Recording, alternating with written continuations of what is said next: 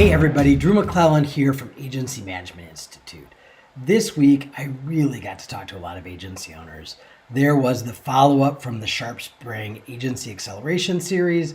I was with a peer group for 2 days, and of course I was on the phone and in email with agency owners every day all week. So lots of great questions for this week. Some of them were, how do clients feel when two agencies partner together to pitch for a piece of business? Another question I got asked was, we are switching our project management software. What mistakes should we avoid? And the third question was, how are agencies learning more about AI and how are they experimenting with it either on themselves or with their clients? So today I'm going to answer the question about partnering together for a pitch. As you know, pre-COVID, during COVID, post-COVID, doesn't really matter. CMOs are always nervous when they are choosing a new agency. Why? Because it's their job. If they get it wrong, they're going to lose their job. And they want to make sure that they are choosing the right partner. So certainly part of the decision making is around risk management.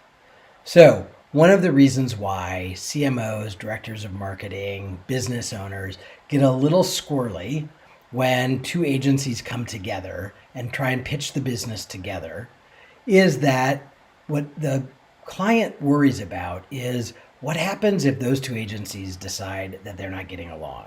What if they have a fight? What if they have a conflict? What if they're fighting over pieces of business or they argue about billing? A lot of reasons how those two agencies could get sideways together, which would be sad, but even more important, it puts me at risk. It puts my work and my job at risk. If those two agencies implode their relationship, it's going to splatter all over me. So number one, I don't like that. Number two, I'm wondering if I'm paying a premium price because I'm working with two agencies over one.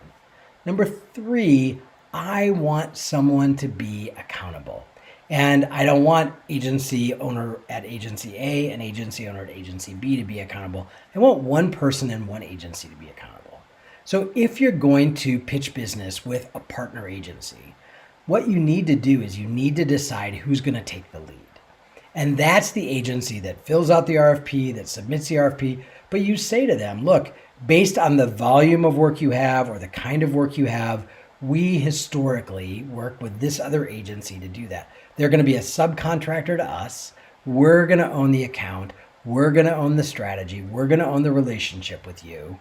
And if anything happens, of course, we're going to be responsible for that. But these are amazing partners. We've worked with them, and ideally you're going to be able to say, we've worked with them for a long time, and here are case studies where we've knocked it out of the park together. Here are the reasons why we choose them to be our subject matter experts around media buying or planning or PR or PPC, whatever it is you don't do in-house. So based on the scope of work in the RFP or the pitch or the conversation, one of you is going to be a more natural fit to take the lead on that account. And that is a much more palatable way from the client's perspective for two agencies to come together and offer their services. I think you still go in at a disadvantage. I think clients like to have everything all buttoned up.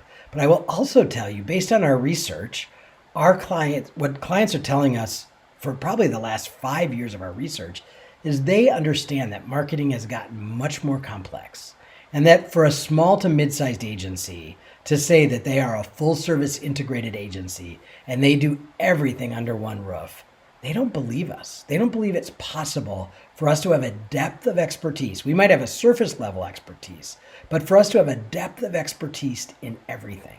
So I think if you present it in a way that says, look, we're the lead agency, but you know what? We're 22 people. And so as you might imagine, we're really good at our core skills, but there are some things that have gotten so sophisticated and so complicated, whether it's PPC or data or whatever it is, that we rely on our partner XYZ agency to help us with that. And we've worked with them for years. I'm going to give you some references of people that have worked with both of us together that talk about the working relationship we have and the fact that the client agency relationship exists with us and you don't have to deal with multiple people all the time. We will oversee their work. We'll make sure it's great, but we're going to be your point of contact. That's the way to come together and pitch for a piece of business. Then I think you can actually sell against the agency that says they have everything under one roof. And then I would be posing questions. I would say, look, we know that you have questions about our depth of expertise. And anyone else you're talking to, I'm sure what you're asking them is how many years of experience? How deep is your bench? How many other clients have you done this for? You can plant seeds of doubt as the partnering agencies going in against somebody who says they've got it all under one roof. So if you are sort of set up to be an agency that needs to surround yourself with subject matter expert partners, that's absolutely fine. But you want to position it in a way that takes into account all of the concerns and worries that that prospect or client has, because otherwise you're going to give them reasons to choose someone else other than you. All right? Hopefully that was helpful. I'll see you next week.